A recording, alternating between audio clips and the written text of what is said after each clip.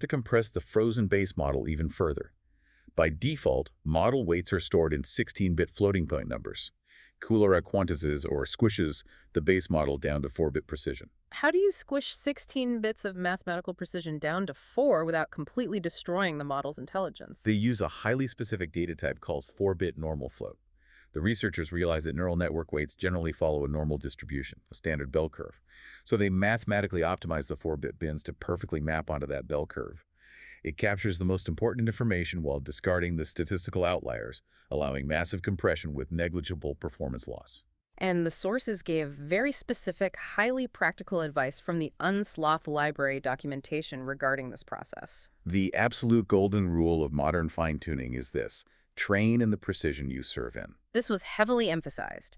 If you are going to deploy your model to users in 4-bit precision, you must fine-tune it in 4-bit precision. If you train in 16-bit and then compress it later, the model's delicate statistical balance shatters. Exactly.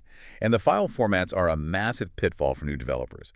The Bits&Bytes NF4 format we just discussed, that is strictly an internal format for the training phase. You do not use it for serving. Right, don't cross the streams. When you are done training, you have to export the model.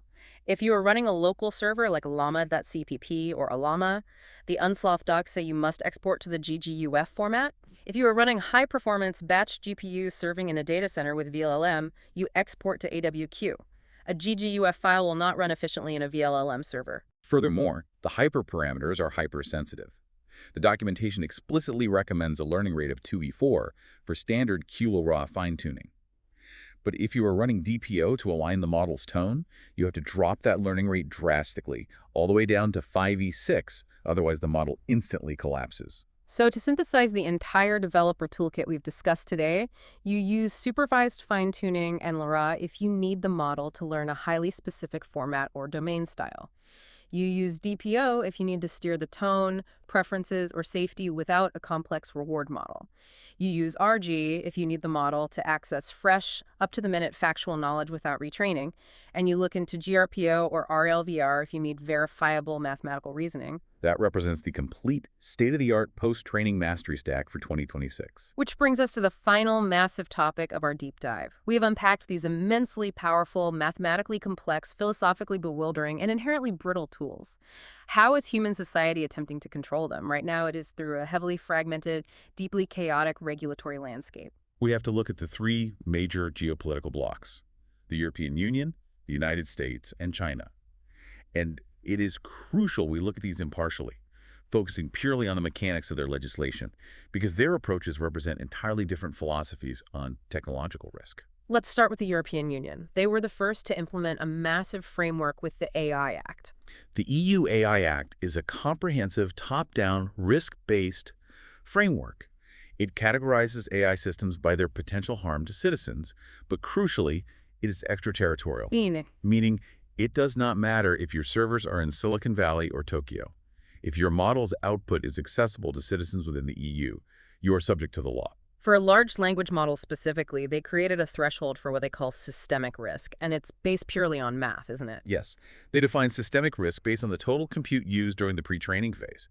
Any general-purpose AI model trained with cumulative compute exceeding 10 to the 25th floating point operations, 1 noun 25 FLOPs, is automatically classified as high risk. To put 125 FLOPs in context, that is a monstrous amount of supercomputer time. It targets the absolute frontier models from the major tech giants. And crossing that threshold triggers extreme transparency requirements. You must provide public summaries of your training data, which terrifies companies facing copyright lawsuits, and conduct strict, state-audited risk assessments. Meanwhile, the United States is taking a completely inverted approach. The U.S. is highly decentralized. There's no single overarching federal AI law akin to the EU Act. They are relying on existing, sector-specific regulatory agencies. The FTC enforces consumer protection against AI scams, the DOJ monitors antitrust behavior in the AI market, and the SEC monitors AI claims made to investors. It's a patchwork. Yeah, the philosophy is heavily biased toward maintaining rapid innovation and market dominance. The sources specifically cited a major event in California, the veto of California's SB 1047. That bill would have put incredibly strict safety testing rules on frontier models developed in the state. The veto was explicitly cited as an example of this permissive, innovate first, regulate later philosophy. And then there's China. whose regulatory framework operates on entirely different principles. The sources describe the approach structurally as develop hard, control tight. What does that actually entail for developers in that jurisdiction? It requires mandatory algorithmic filing with the state. Before an algorithm can be deployed publicly, its architecture and training principles must be registered. Wow. And the outputs of generative models are legally required to align with core socialist values. Furthermore, they operate under incredibly strict data sovereignty laws under the PIPL, heavily restricting the cross-border transfer of training data or model weights. So you have the EU putting up heavy compute-based guardrails, the US letting the free market run to preserve innovation, and China demanding strict state oversight and ideological alignment. And this massive fragmentation raises an urgent risk mentioned in the policy reports: regulatory arbitrage laundering. It sounds like an international financial crime. It is the AI equivalent of a tax haven.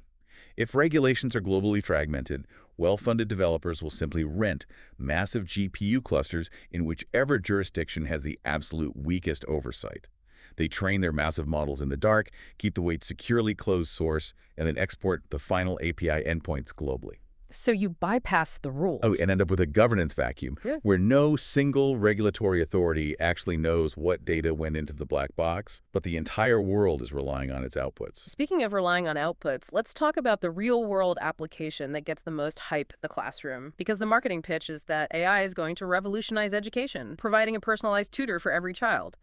But the sources highlight a massive, glaring educational mismatch. They refer to it as the 5% problem. Despite billions of dollars of venture capital hype, a late 2024 survey of the education sector showed that only 2% to 5% of K-12 teachers use generative AI a lot in their classrooms. The adoption is utterly stagnant. Which feels like a paradox. If GPT-4 can pass the bar exam, if it can write a flawless Python script, why isn't it teaching 8th grade history? Because of a fundamental pedagogical mismatch between what the machine is and what teaching actually requires. Teaching is not simply the transmission of raw facts. It is deeply relational. It is highly multimodal. A human teacher relies on tone of voice, reading the subtle facial expressions of a struggling student, adjusting their gaze, and managing the kinetic energy of a classroom. And large language models are text-only statistical engines. They have no sensory-motor grounding. They fail completely at the human, contextual, emotional dynamics of a classroom.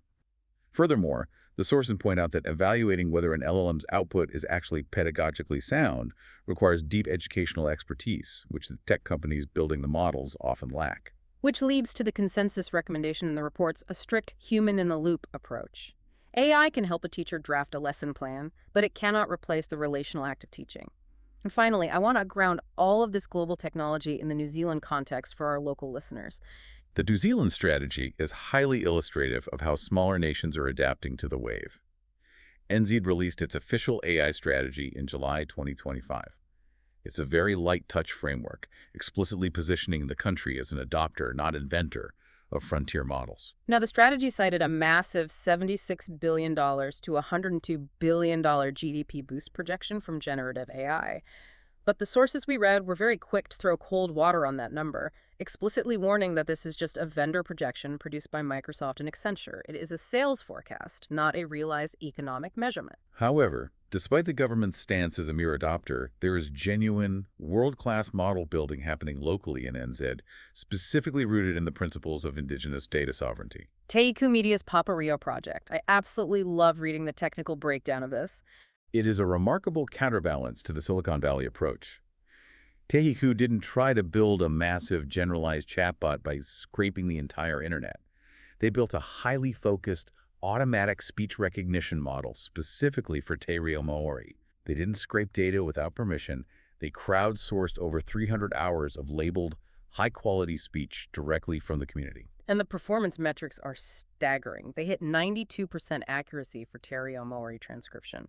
The CEO explicitly noted that this community-led, hyper-focused project vastly outperforms the trillion-parameter monolithic models from the major tech giants on this specific task. And crucially, the project addresses the regulatory and ethical concerns organically. The model was released under a Kaitiakitanga license. This enforces strict Maori data sovereignty, ensuring that the community that provided the linguistic data retains permanent control over how it is used. preventing it from being swallowed into a foreign corporate model. It is the ultimate proof that small, meticulously curated, high-quality data can beat brute force scale on specialized tasks. The sources also map out the local educational pathways for this, highlighting the University of Waikato, which is historically significant as the birthplace of the famous WeCo machine learning toolkit.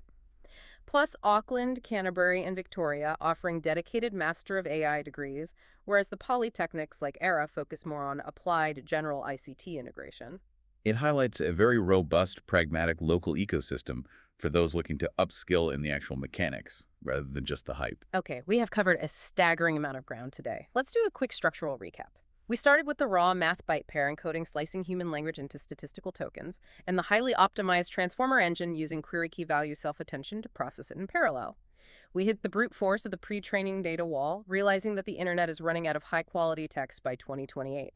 We walked through post-training, where SFT gives the model its format, DPO aligns its safety, and GRPO uses verifiable math to teach it how to reason. We waded into the philosophical void of vector grounding, confirming the reality that the weights are frozen at inference, and the model possesses no true understanding of the physical world. And we navigated the practical realities for developers using Unsloth and Laura straight into the heavily fragmented global regulations and the relational realities of the classroom. For you, our listener, understanding exactly how this technology works at the mechanical level, knowing that memory is just a prompted illusion, that alignment comes with a mathematical tax on performance, and that the engine is ultimately just predicting the next token, makes you infinitely better equipped to use these tools in your daily life. You won't be fooled by the illusion of the frozen brain. And as we close, I want to leave you with one final thought experiment to mull over. We discussed the impending data wall in 2028. Because humans are running out of text, the labs are increasingly training new models on synthetic data, meaning text generated by older AI models. An algorithmic feedback loop. Exactly. If the primary teacher for the next generation of artificial intelligence is no longer humanity, but an older, slightly statistically flawed version of an AI, what happens to the worldview of these systems? As the internet fills with synthetic text, will human language eventually become a secondary dialect to the statistical language of AI? What an incredible question. We started this deep dive looking for a clean, binary X-ray of how AI learns, and we end up staring into a massive, infinitely recursive hall of mirrors. That is all for this deep dive. Thank you so much for joining us. Keep questioning the underlying mechanics of the systems you use, and we will see you next time.